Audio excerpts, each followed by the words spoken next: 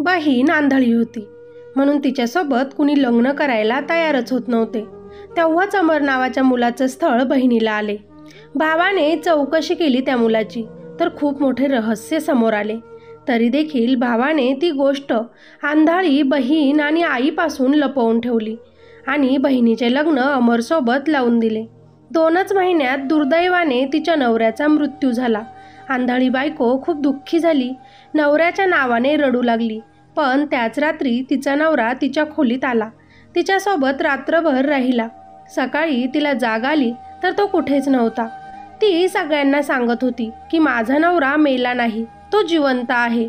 तो रात्री माझ्याकडे रूममध्ये येतो. नवरा मेला म्हणून बायकोच्या डोक्यावर परिणाम झाला असेच घरातील लोक म्हणत होते. म्हणून तिला दवाखान्यात घेऊन जाण्यात आलं आणि खूप मोठं रहस्य परत समोर आलं. नवरा मरून 3 महिने झाले होते आणि नैना चक्क 1 महिन्यांची गरोदर होती. हे कसं शक्य आहे?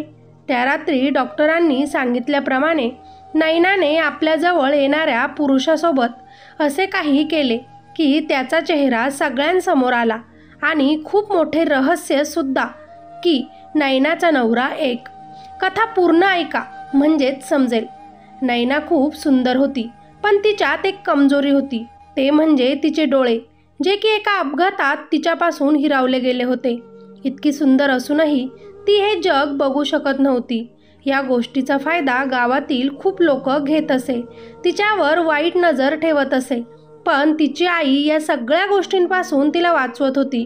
आपल्या मुलीचं योग्य वय झालं आहे लग्नाचं, म्हणून तिच्यासाठी योग्य जोडीदार शोधत होती. मुलीचे डोळे गेले, ती आंधळी झाली. याचं टेन्शन घेऊन नैनाचे वडील हे जग सोडून गेले. पण तिची आई खंबीरपणे तिच्या पाठीशी उभी राहिली. तेव्हाच गावातील 50 वर्षाच्या म्हाताऱ्याचं स्थळ नैनासाठी तिचा भाऊ घेऊन आला. तेव्हा नैनाची आई त्याच्यावर खूप चिडली. स्वतःच्या बहिणीसाठी इतका म्हातारा नवरा शोधतोस, बायकोचं ऐकून स्वतःच्या बहिणीला इतका त्रास देतोस. आई त्याला रागवत होती. तो 50 वर्षाचा म्हातारा नैनाच्या खूप मागे लागला होता. येता जाता तिला वाईट नजरेनं बघत होता. तिच्या डोळ्यांशी त्याला काही घेणं देणं नव्हतं. त्याची नजर फक्त तिच्या शरीरावर होती.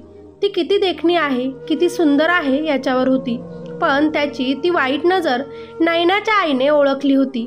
म्हणून लगेचच त्याच्या स्थळाला तिनं नकार दिला आणि तेव्हाच नैनासाठी अमर नावाच्या मुलाचं एक स्थळ आलं, जे की नैनाच्या आत्याने आणलं होतं.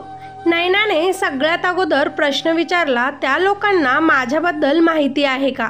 तेव्हा नैनाची आत्या बोलली, हो. मी हे सगळं काही त्यांना खरं खरं सांगितलं की नैना बघू शकत नाही, तिची दृष्टी एका अपघातात गेली. पण त्या लोकांना काहीही एक आश्चर्य वाटलं नाही. मला तर वाटलं तू आंधळी आहे ऐकून ते या लग्नासाठी नकार देतील, पण तसं काहीच घडलं नाही. तुझा फोटो बघताच त्यांना तू पसंत पडली. ते खूप श्रीमंत लोक आहेत. घरी बंगला, गाड्या, स्वतःची खूप जास्त प्रॉपर्टी देखील आहे. मोठ्या भावाचं लग्न झालेलं आहे. लहान्या भावाचं अमरचं स्थळ तुझ्यासाठी आलं आहे. हे ऐकून तर नैनाच्या आईला फार आनंद झाला. आपल्या मुलीचा राजकुमार फायनली आपल्याला मिळाला, तोही इतका देखणा, स्वतःच्या पायावर उभा असणारा. ती खूप खुश होती. पण नैना मात्र पाहिजे तितकी खुश नव्हती. ती आईला म्हणत होती, मी आंधळी आहे, मला काहीच दिसत नाही. तरी पण त्या अमरने आणि त्याच्या घरच्यांनी माझ्यात काय बघून मला पसंत केलं असेल? माझ्यासोबत काही धोका तर होत नसेल ना? आई, मला तुझ्यापासून दूर करू नकोस. मला या जगात कुणावरच विश्वास नाही. तेव्हा नैनाच्या आईच्या डोळ्यात पाणी आलं. तिने आपल्या नैनाला जवळ घेत समजावलं, हे बघ बेटा, प्रत्येक मुलगा हा वाईट नसतो. अमरने तुझ्यामध्ये काहीतरी बघितलं असेल जे त्याला आवडलं असेल. नाहीतर हल्लीचे मुलं मुलींची कमजोरी बघून तिच्यासोबत लग्न करायला तयार होत नाहीत. तोच नैना आपल्या आईला म्हणाली, मी तेच म्हणते आई, त्याने माझ्यात काय बघितलं? का लग्न करत असेल तो? त्याला आयुष्यभरासाठी मला सांभाळावं लागेल. मी त्याला साधं बघूही शकणार नाही. मग तरी देखील तो माझ्यासोबत का लग्न करतोय? आपल्या मुलीच्या मनातील प्रश्न तिच्या आईला ठसले. तिने लगेचच नैनाच्या भावाला शहरात मुलाची चौकशी करण्यासाठी पाठवले. जेव्हा नैनाचा भाऊ घरातून निघत होता तेव्हा त्याच्या बायकोने त्याला सांगितले, काहीही माहिती मिळाली जिने की हे लग्न मोडू शकेल ती घरात कुणालाही सांगू नका. तुमच्या बहिणीचं लवकरात लवकर लग्न झालेलं आपल्यासाठी चांगलं आहे. नमन बायकोच्या होकारात होकार मिळून मुलाची चौकशी करण्यासाठी शहरात आला. त्याने बरीच चौकशी केली.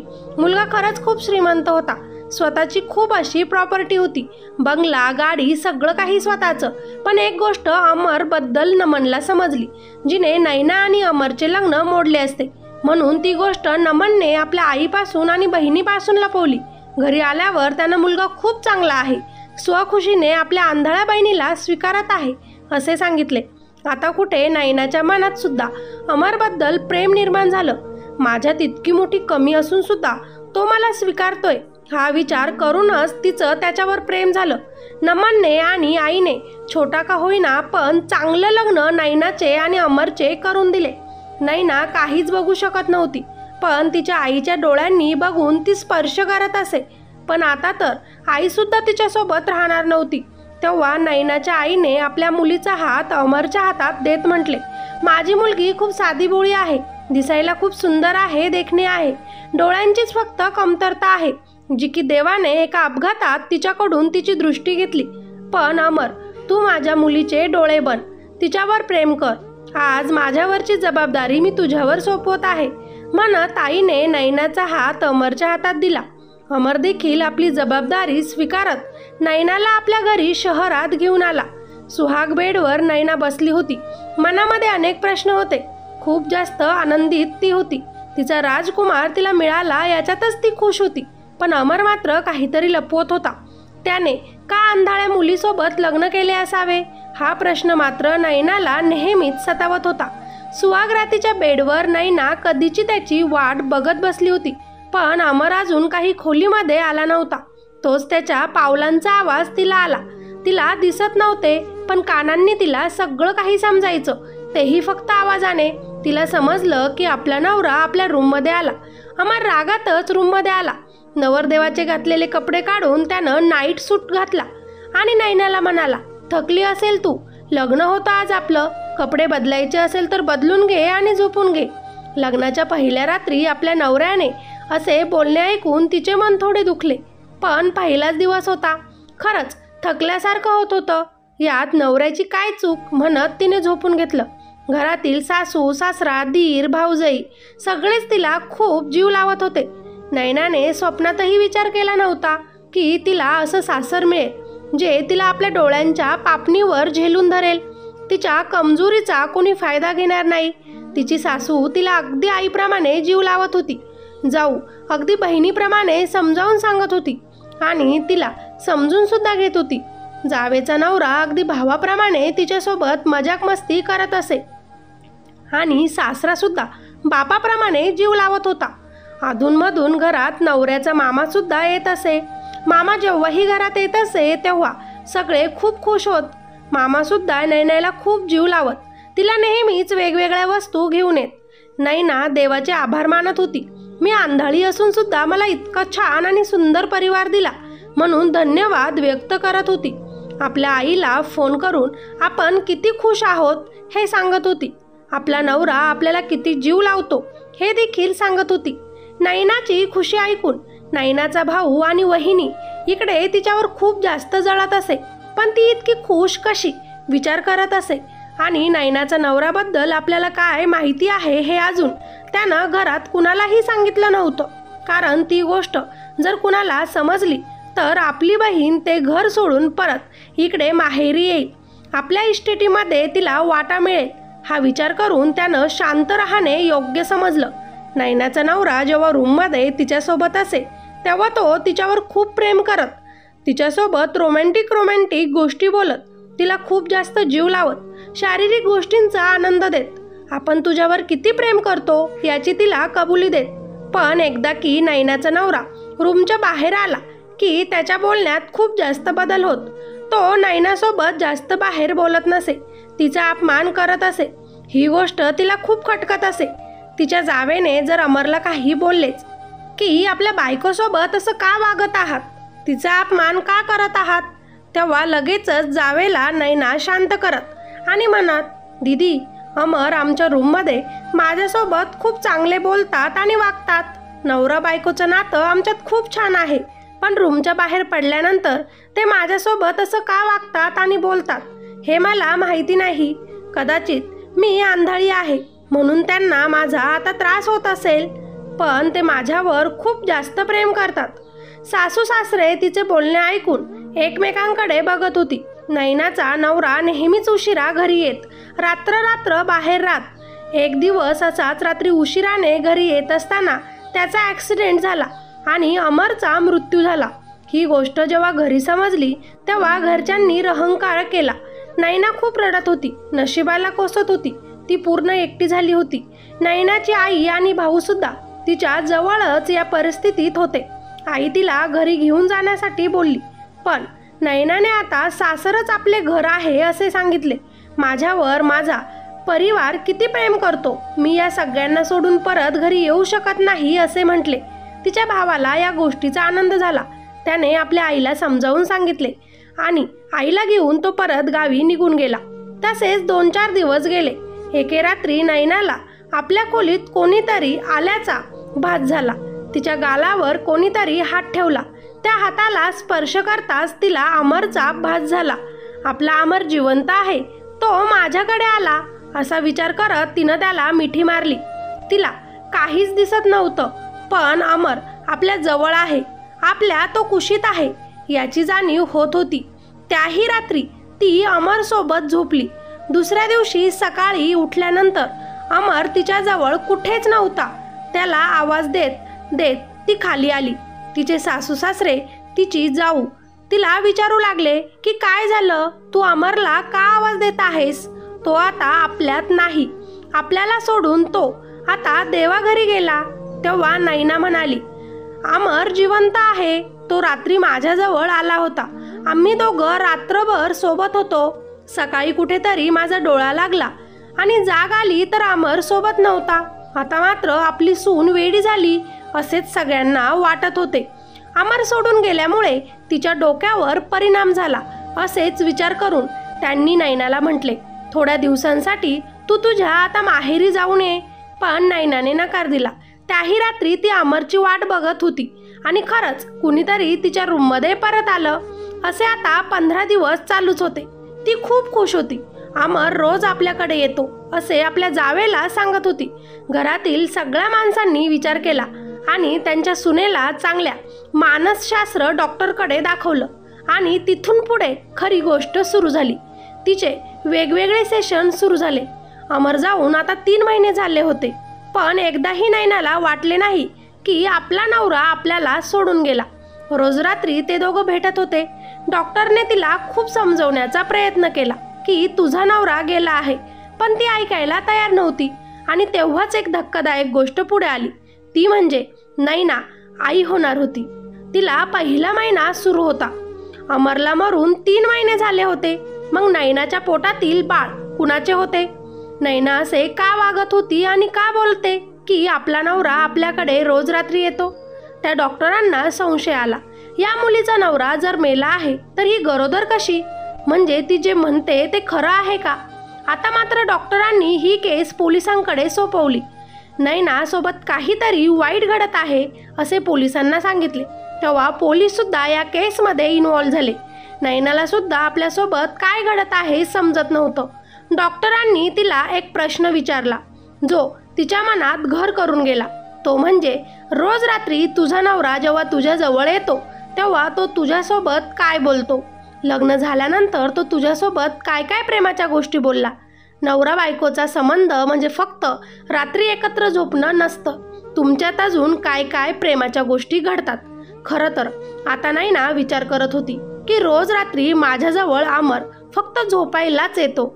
लग्नाच्या पहिल्या रात्रीपासून कधीही माझ्यासोबत तो जास्त बोललाच नाही. तो फक्त मला जवळ घेतो आणि माझ्यावर तो प्रेम करतो. मी विचारलेल्या एकाही प्रश्नाचं मला उत्तर देत नाही. माझ्यासोबत काही धोका होत आहे का? आज कुठल्याही परिस्थितीत मला सत्य जाणून घ्यायचे आहे. त्याही मध्यरात्री ती जागीच होती. दबक्या पावलांनी रूममध्ये कोणीतरी आले आणि तिला जवळ घ्यायचा प्रयत्न केला. तेव्हा ती म्हणाली, अमर, तू माझ्यावर किती प्रेम करतोस? सगळे असे का म्हणत आहे की तू मेला आहेस? तू सगळ्यांच्या समोर का येत नाहीस? आज मला तुझ्याजवळ यायची इच्छा नाही. मला माझ्या प्रश्नांची उत्तरं हवी. आपल्या लग्नाला 5 महिने होत आले. या 5 महिन्यांमध्ये तू कधीच सगळ्या घरच्यांसमोर माझा स्टँड घेतला नाही. माझा अपमान केलास. पण 4 भिंतींच्या आत रूममध्ये आल्यानंतर तू माझ्यावर इतकं प्रेम करतोस, असे का? तो व्यक्ती तिला जवळ घ्यायचा प्रयत्न करत होता. तिच्या कोणत्याही प्रश्नांना तो उत्तर देत नव्हता. आता मात्र नैना घाबरली. मला दिसत नाही याचा कोणीतरी फायदा घेत आहे तिला समजले. पण हा भास अमरचाच होता हे तिला वाटत होते. लग्नाच्या पहिल्या रात्रीपासूनच अमर माझ्यासोबत असंच बोलतो आणि असंच वागतो हेही समजत होते. ती त्या व्यक्तीला आपल्या जवळ येण्यापासून थांबवत होती, पण ती व्यक्ती ऐकत नव्हती. बळजबरीने तिच्यावर अत्याचार करत होती. म्हणून शेजारी असलेला फ्लॉवर पॉट तिने उचलला आणि त्या व्यक्तीच्या डोक्यात मारला. आपली अब्रू वाचवण्यासाठी ती व्यक्ती तिथेच घायाळ होऊन रक्तात पडली. नैनाने घाईघाईत पोलिसांना फोन केला. पोलीस थोड्याच वेळात हजर झाले. घरातील जाव, सासू, दीर पोलिसांसोबतच नैनाच्या खोलीत आले. समोरचं दृश्य बघून सगळ्यांना धक्का बसला, कारण समोर अमर नसून नैनाचा सासरा होता, जो की रोज अमर बनून नैनाच्या खोलीत जात होता, नैनावर प्रेम करत होता. पोलिसांनी नैनाच्या सासऱ्याला अटक केली आणि असे करण्याचे कारण विचारले. तेव्हा अजून एक मोठे रहस्य उलगडले, जे ऐकून माझ्यासारखीच तुमच्याही पायाखालची जमीन सरकेल. तुम्हालाही वाटेल की असेही लोक असू शकतात का? का अमर आपल्या बायकोला जवळ घेत नव्हता? का अमरचा बाप अमर बनून सुनेच्या खोलीत जात होता?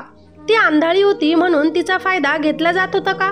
हे सगळंच आपण पुढे जाणून घेऊ. पण त्या अगोदर नैनाच्या आयुष्यात हे कधीपासून सुरू झालं? कधी तिची दृष्टी गेली? तिच्या भावाला तिच्या नवऱ्याबद्दल काय सत्य माहिती होतं, तरी पण त्यानं सगळ्यांना का सांगितलं नाही? हे आपण कथेत पुढे बघू. नैनाचा जन्म झाला. ती दिसायला खूप सुंदर होती, पण त्यापेक्षा तिचे डोळे अतिशय सुंदर होते. म्हणून तिच्या आईवडिलांनी तिचे नाव नैना असे ठेवले. नैना जसजशी मोठी होत होती तसतशी ती अतिशय देखणी आणि सुंदर होत चालली होती. तिच्याकडे बघताच तिच्या प्रेमात सगळेच पडायचे. पण म्हणतात ना, काहीच दिवसात तिच्या या सुंदरतेला कुणाची तरी नजर लागली आणि एका अपघातात नैनाने आपले डोळे कायमचे गमावले. इतकी सुंदर असून सुद्धा तिला बाहेरचं जग दिसत नव्हतं. जे लोक अगोदर तिची स्तुती करता करता थकत नव्हते, तेच आज तिच्या कमतरतेवर बोटं उचलत होते. तिच्या आईवडिलांना सारखं बोलत होते की आता तुमच्या मुलीचं पुढे कसे होणार? तिला दिसत नाही, ती आंधळी झाली. तिच्यासोबत लग्न कोण करणार? नैना मात्र अतिशय शांत झाली होती. कुणासोबतच काहीच बोलत नव्हती. तिच्या मनात एका प्रकारची भीती निर्माण झाली होती. लोकांचं बोलणं तिच्या मनावर घाव करत होतं. आता आपण कधीच हे जग बघू शकणार नाही हे तिला माहिती होतं. म्हणून जगून तरी काय फायदा हा विचार करून तिने एक वेळा आत्महत्येचा सुद्धा प्रयत्न केला. नैनाचे आईवडील तिच्यावर खूप प्रेम करायचे. आपल्याच मुलीला आपलीच नजर लागली असावी असेच ते सारखे म्हणायचे. तिच्या डोळ्यांवर त्यांना खूप गर्व होता. माझी मुलगी किती सुंदर आहे म्हणत तिचे बाबा कौतुक करताना थकत नव्हते. पण आता आपली मुलगी अशा अवस्थेत बघून त्यांना सुद्धा खूप त्रास झाला. एका प्रकारचं टेन्शन घेऊन त्यांना सुद्धा हृदयविकाराचा झटका आला आणि ते नैनाला आणि तिच्या आई आणि भावाला सोडून देवाघरी गेलेत. नैनाच्या आईने आता मनाशी पक्क ठरवलं की आपल्या मुलीला शिकवायचं. तिला योग्य जोडीदार नक्की मिळेल. इकडे नैनाचा भाऊ तिच्यापेक्षा मोठा होता. बहीण बघू शकत नव्हती. वडील सोडून गेले होते, म्हणून आता सगळी जबाबदारी त्याच्यावरच येऊन पडली होती. त्यानेही बरीच मेहनत घेऊन आपल्या घरच्यांचं पालनपोषण करायचं ठरवलं होतं. म्हणून एक चांगला बिझनेस त्यानं सुरू केला होता, जो की चांगला चालू होता. आणि तेव्हाच त्याचं एका मुलीवर प्रेम झालं. पण त्या मुलीला जेव्हा त्याच्या घरच्यांबद्दल, नैनाबद्दल समजलं, तेव्हा तिने त्याच्यासोबत लग्न करायला नकार दिला. मी अशा मुलासोबत लग्न करू शकत नाही. तिथे त्याची बहीण आंधळी बनून घरीच बसली आहे. तिचं कधीही लग्न होणारच नाही. म्हणजे तुझी आई नेहमीच तिच्या पुढे पुढे करत बसेल. मलाच त्यांची सगळ्यांची कामे करावी लागतील. नमन खूप चांगला मुलगा होता. त्याला त्याच्या त्या प्रियसीचे हे शब्द आवडले नाहीत, म्हणून त्यानं त्या दिवसापासून तिला भेटायचं सोडलं. पण ते दोघं 2 वर्षांपासून एकत्र असल्याने त्याला तिची खूप आठवण सतावत होती. तिच्याशिवाय तो राहू शकत नव्हता हे त्याला समजलं. त्यानं ही गोष्ट आपल्या आईला आणि बहिणीला बोलून दाखवली. माझे एका मुलीवर प्रेम आहे, पण ती माझ्यासोबत नैनामुळे लग्न करायला नकार देत आहे. नैना माझी बहीण आहे, पण कीर्ती पण तितकीच प्यारी आहे. मी तिच्याशिवाय जगू शकणार नाही म्हणत नमन आपल्या आईच्या मांडीवर डोकं टेकवत रडू लागला. आईला सगळेच मुलं प्यारे असतात. नयनाबरोबरच ती आपल्या नमनवर सुद्धा तितकंच प्रेम करत होती. तिने त्या मुलीच्या घरच्यांचा ॲड्रेस विचारला आणि नमनला बोलली, हे बघ बेटा, आपल्याला आपल्या नयनाचं लग्न करायचंच आहे, पण योग्य जोडीदार भेटल्यानंतर. तेव्हा नमन नयनाकडे बघून म्हणाला, आई, आपली नयना बघू शकत नाही. ती दिसायला इतकी सुंदर आहे, पण तरी देखील कोणीही तिला अशा अवस्थेत पसंत करणार नाही. कोण तिचं आयुष्यभरासाठी ओझं उचलेल? आपल्यालाच तिला इथे सांभाळावं लागेल. तेव्हा आई त्याच्यावर खूप चिडली आणि त्याला म्हणाली, ती माझी मुलगी आहे. मला देवावर पूर्ण विश्वास आहे की माझ्या मुलीसोबत लग्न करणारा मुलगा नक्कीच मला मिळेल. ती तुझी बहीण असून तू तिच्याबद्दल असे बोलणे मला अपेक्षित नव्हतं. खरं तर नमन आता त्याच्या बहिणीचा रागराग करायला लागला होता. तिला दिसत नसल्यामुळे, ती आपल्याच घरात पडून राहिल्यामुळे आपली कीर्ती आपल्यासोबत बोलत नाही, आपल्यासोबत लग्न करायला नकार देत आहे, हा राग त्याच्या मनात घुसला होता. पण आईने कीर्तीच्या घरी जाऊन कीर्तीला सांगितले, माझा मुलगा तुझ्यावर खूप प्रेम करतो. आमची घरची परिस्थिती ही मध्यमवर्गीय आहे. राहिली गोष्ट माझ्या मुलीची, नयनाची, तर त्याचं टेन्शन तू घेऊ नकोस. तिची आई अजून जिवंत आहे. तिची काळजी मी घेईन आणि योग्य जोडीदार मिळाल्यानंतर मी तिचं लग्न लावून देईन. तेव्हा कीर्ती म्हणाली, तुमच्या आंधळ्या मुलीसोबत कोण लग्न करेल? दिसायला सुंदर असून उपयोग नसतो. त्या व्यक्तीला दिसायलाही पाहिजे, नाहीतर लोक फायदा घेतात. तेव्हा नयनाची आई म्हणाली, देवाने प्रत्येकासाठी जोडीदार बनवलेला असतो. माझ्या नयनासाठी सुद्धा बनवलेला असेल, जो की बरोबर तिला शोधत माझ्यापर्यंत येईल. मी आश्वासन देते की माझ्या मुलीमुळे आणि माझ्यामुळे तुमच्या नवरा बायकोच्या नात्यावर कुठल्याही प्रकारचा अडथळा येणार नाही. तुम्ही दोघं लग्न करा, आपला प्रपंच सांभाळा. माझ्या मुलीची काळजी तू करू नकोस, फक्त माझ्या मुलाची तितकी काळजी कर. आता कीर्तीच्या आईवडिलांनी विचार करून कीर्तीचं आणि नमनचं लग्न करून दिलं. नयना अतिशय देखणी आणि सुंदर होती. तिच्या सुंदरतेवर कीर्तीसुद्धा खूप जळायची, पण मनोमनच तिला वाटायचं सुद्धा, इतकं देखणं असून उपयोग काय? तिला जगसुद्धा बघता येत नाही. तिच्यासाठी कोण योग्य जोडीदार असेल? हे जग अशा लोकांसाठी बनलेलंच नाही. कीर्ती घरात आल्यापासून नमनच्या मनामध्ये त्याच्या बहिणीबद्दल अजून जास्त द्वेष, राग उत्पन्न करू लागली होती. तुझी बहीण अशी तशी म्हणून अजून त्याच्या डोक्यामध्ये राग भरवत होती. तुझे वडील तुम्हा सगळ्यांना सोडून तर गेले, पण पूर्ण इस्टेटीमध्ये त्यांनी तुझं आणि नयनाचे नाव लिहिले आहे. म्हणजे तुझ्यासोबतच तुझ्या बहिणीचा सुद्धा इथे तितकाच हक्क आहे. म्हणून लवकरात लवकर तिचं लग्न करून टाक म्हणत होती. बायको काय बोलत आहे हे नमनला चांगलंच समजलं आणि त्याने आपल्या आईला नयनासाठी स्थळ शोधायला लावलेत. तेव्हा आई म्हणाली, तुला काय वाटतं, मी माझ्या मुलीसाठी स्थळ शोधत नसेल का? पण अजूनही योग्य जोडीदार मला तिच्यासाठी मिळत नाही. गावातील 1-2 माणसं आहेत जे आपल्या आंधळ्या मुलीसोबत लग्न करायला तयार आहेत, नमन बोलला. तेव्हा आई त्याच्यावर चिडत त्याला म्हणाली, असं कुणाही सोबत मी माझ्या मुलीचं लग्न लावून देऊ शकत नाही. जरी तिचा बाप गेला असला तरी तिची आई अजून जिवंत आहे. तू माझ्या मुलीची काळजी करू नकोस. तुझ्या बायकोचं आणि तुझं बघ. आता मात्र नयनाची आई तिच्यासाठी स्थळे शोधत होती, पण नयनाचे आंधळे असल्याची गोष्ट समोर येताच नवरा मुलगा लग्नासाठी नकार देत असे. नयना जेव्हा कधी कधी घराच्या बाहेर पडत लोकांच्या नजरा तिच्या शरीरावर टपत.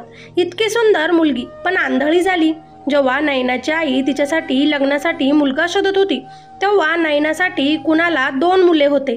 कुणाचं वय 40 असेल तर कुणाचं 50 असेल. कुणाची बायको पळून गेली तर कुणाची बायको अर्ध्यावर सोडून गेली. असेच नवरदेव नयनासाठी येत होते. एकही स्थळ चांगलं नयनासाठी येत नव्हतं. त्यामुळे आता तिची आई खूप जास्त टेन्शन घेत होती. तेव्हा तिचा भाऊ एक दिवस चिडूनच तिच्या आईला म्हणाला, आई, त्या भूषणसोबत आपल्या नयनाचे लग्न आपण लावून देऊ, म्हणजे ती आपल्या गावातच आपल्या डोळ्यांसमोर राहील.